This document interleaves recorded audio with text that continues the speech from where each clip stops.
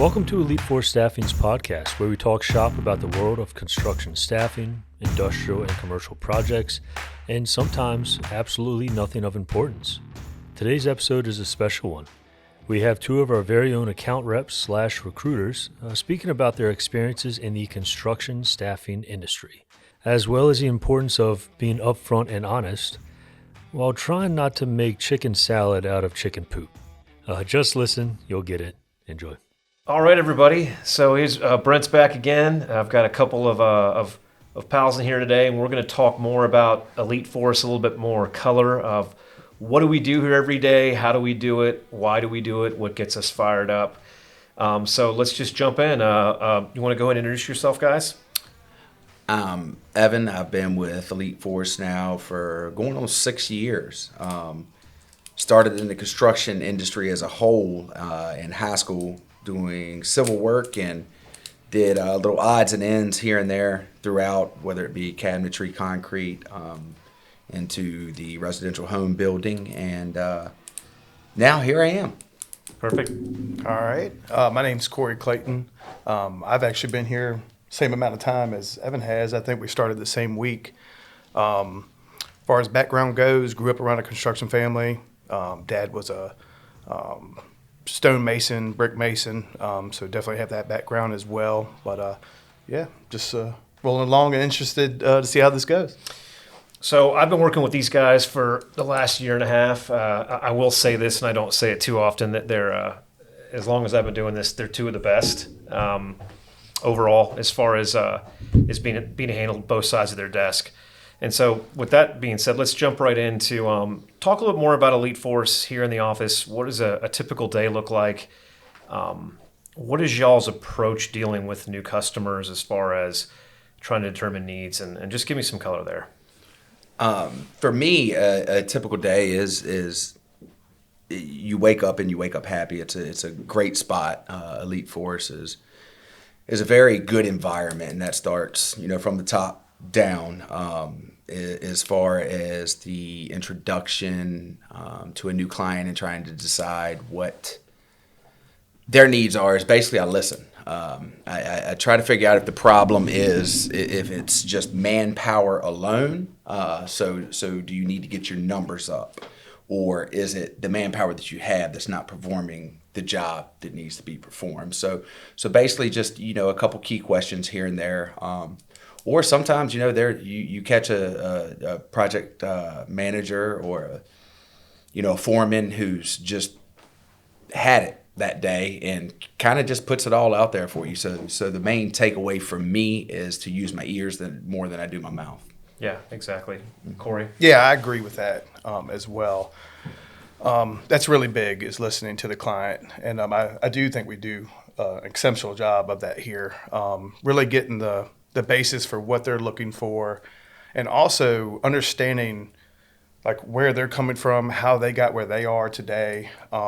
Because we deal with a lot of big clients, and it's refreshing to hear some of their stories as well. So getting a good background on them, the type of character and positions that they have, and just getting a grand scheme of things, and that way you can interject and kind of maybe educate them on a few things here and there, requirements in certain states, or what the market is looking like in Oregon versus Alabama, different things going on like that. So it's that ebb and flow, that give and take, and definitely just asking the right questions. Yeah, I agree. And I think I've talked a lot on some of the other podcasts about, sort of the consultative approach. I used to say consultative, and then somebody told me I was saying it wrong. So now I say consultative. And that guy that said it was a CEO, so now I say consultative. But I think you made a great point there with education. And, some of the things I think you guys deal with, and I hear you guys out in the bullpen is, customers are wondering why people aren't responding to their ads. And they're wondering why they're struggling so much. And, one of the things I think y'all do a great job with is in a lot of instances is kind of like, hey, maybe we're not really enticing people with the right pay rate here. And obviously, being that we work in the lower 48, that changes. And I think one thing that we have to be aware of at any given time is, hey, what is the going rate in San Diego? And what is the going rate in Milwaukee? And how do you guys how do you guys determine that from day to day when you're talking with customers that may be in a market that you haven't worked in before? How do you find out, like, what are we going to have to pay to get people off the couch in Cincinnati? For me, it's going to be the employees that we've worked in the past. And I know you've been in the industry for a long time. Corey, you and I, almost 6 years. We've talked to thousands of guys on a daily basis, and if you listen to them, they'll kind of tell you. There's also little research tools you can use, but speaking on the educational part of it, when you're talking to a client, I think that's a lot of validity to that, because these customers, especially if they're ones who haven't used staffing, kind of are up there and they have their blinders on. What they see as their company, whether it be they pay their guy $18 an hour or $26 an hour. They really don't see much outside of that. So that's where we can come in and with our resources, if you will, and some of those being employees, some of those being other tools that we have at our disposal. That's when we can come up with whether it be a monetary value or per diem amount, because California, you could get in certain areas where the hotel cost, are just insane. And if you've got a client who is based on the East Coast, which happens all the time, believe it or not, customers in Virginia, your Carolinas, will win jobs in California, and vice versa. California guys clients will win jobs on the East Coast, and they just don't understand the market. So just with a little bit of research, you can give them straight answers, not anything that is hypothetical, if you will, not, hey, this may be $575 a week to stay. No, we know you can't stay in a decent area for less than $600. Well, and that's obviously not always the funnest conversation right. you have to have. Not at all. Not at all. But at the end of the day, we talk a lot about setting ourselves up for success, and we want to try to put ourselves in situations not only to just fill the gap, but to hit it out of the park, hit the bullseye, hit the home run ball, all those different terms that we use. And it's like, what's the point when we know that we're not going to succeed? And I think that that's something that a lot of staffing companies, a lot of people don't want to have that conversation. But we're busy. We got stuff coming from every direction. Why not just get it out of the way from the very beginning? Just let them know. And that's being upfront and honest. And Corey and I talk about this all the time. Yeah. Like, it's a whole lot easier for us, and I think we both say we're very fortunate because we are in that position, kind of what you were talking about, where we're busy and we don't have to sit there and try to make chicken salad out of chicken poop, if you will.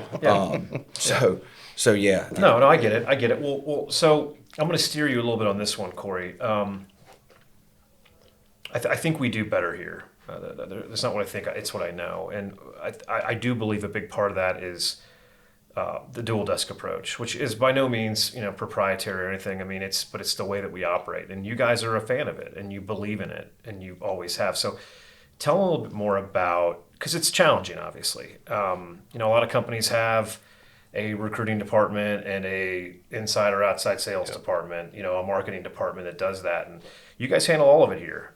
You got your hand in it from the very beginning, and you guys buy into that. Tell me a little bit more about what it is about that approach that you think works for us here. Well, what works with that approach is I get the call.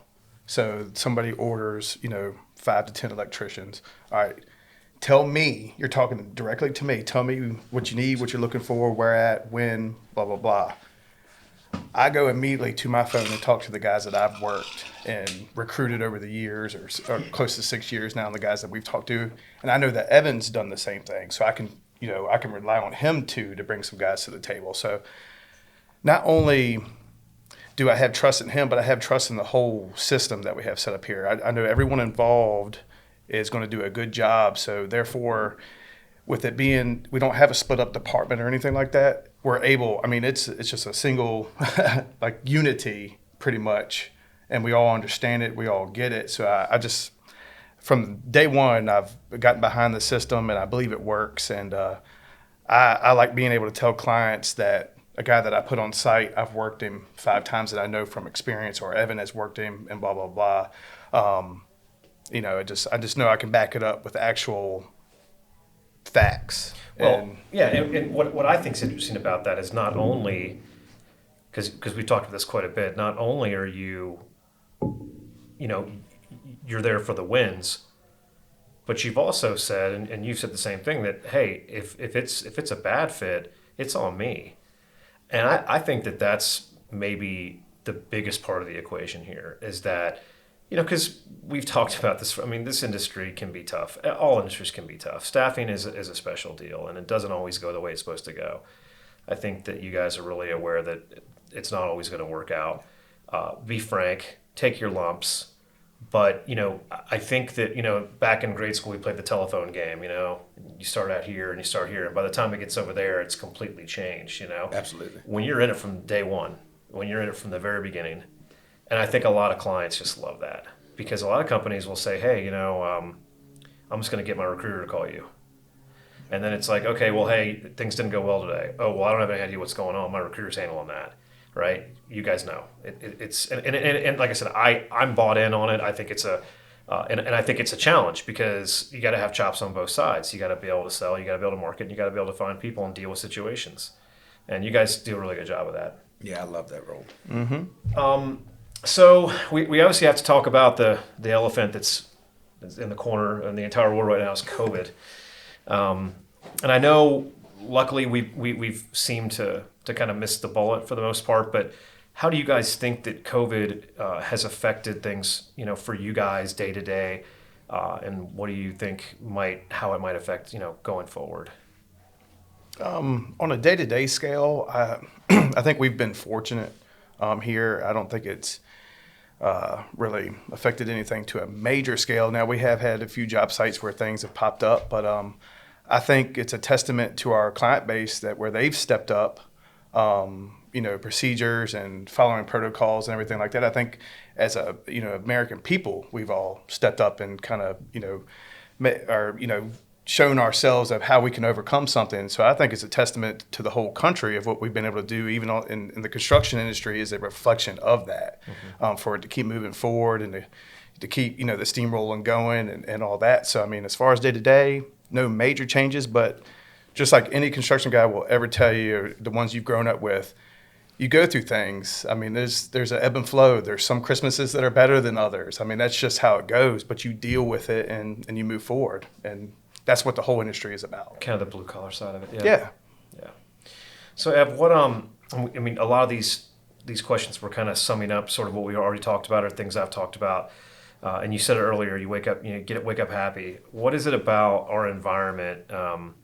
Because I've always sort of brought not everybody's an athlete, but I know you guys have both played sports growing up, and I've always tried to bring that certain level of intensity and teamwork into the office. And I think we have a really fun thing. I think humor, obviously, is a huge part of what we do here. And I could probably write a book about that. I think, we, make it fun, right? Make it fun. But what is it about coming in here day after day that gets you really fired up?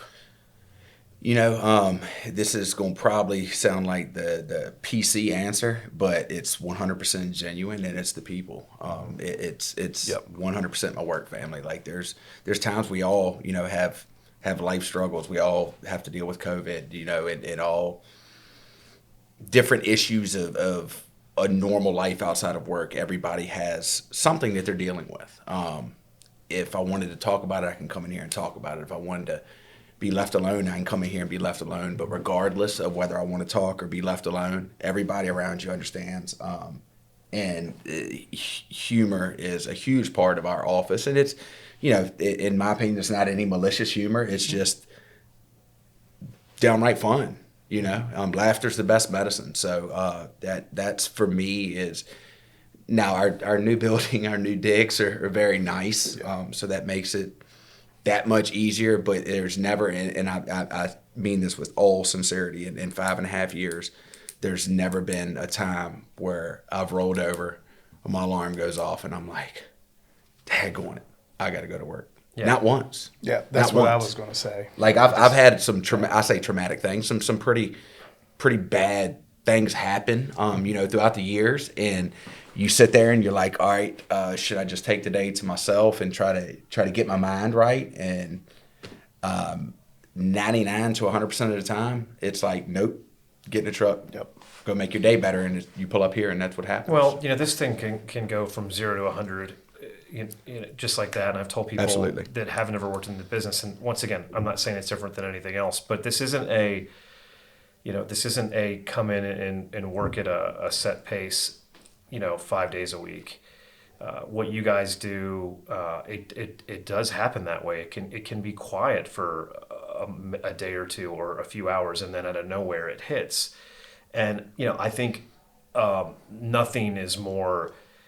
I told you guys I went deep sea fishing a couple weeks ago, and you're out there waiting, and then all of a sudden, you go through a school of tuna, and the outriggers hit, and all the lines snap off, and everything's going, and everyone's out there going. The mate's gaffing the fish, and everyone's going crazy.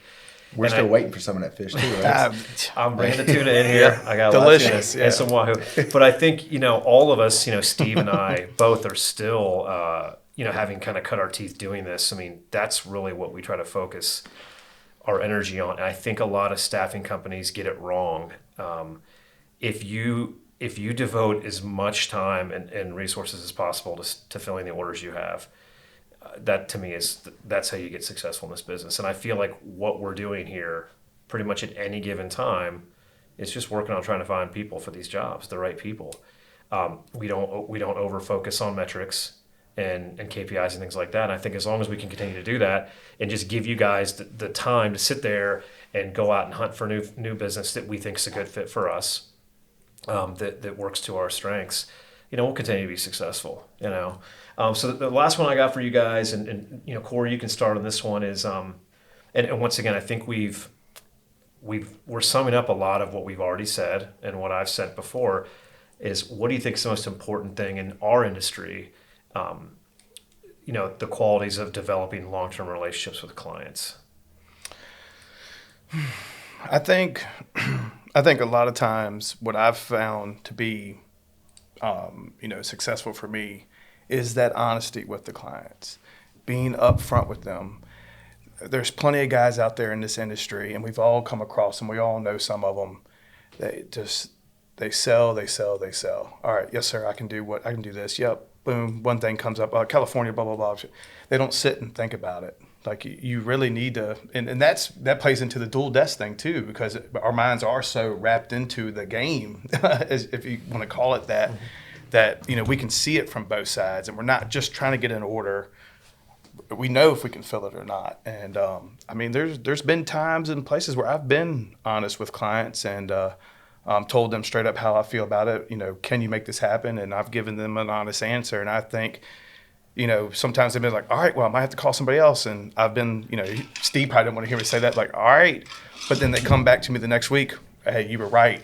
That rate didn't work and blah, blah, blah. And it just builds that strength because they know that what you're talking about. I mean, those clients, numerous times, I have clients contact me all the time. Hey, Corey, what do you think? What's a good rate for a journeyman electrician in this market? I get it all the time. And I'm not even asking for business or anything like that, but I know what's going on with them, but they trust me and they know that I know what's going on. And then that filters down from there. Then eventually you see them job orders start rolling back around once they get the bid.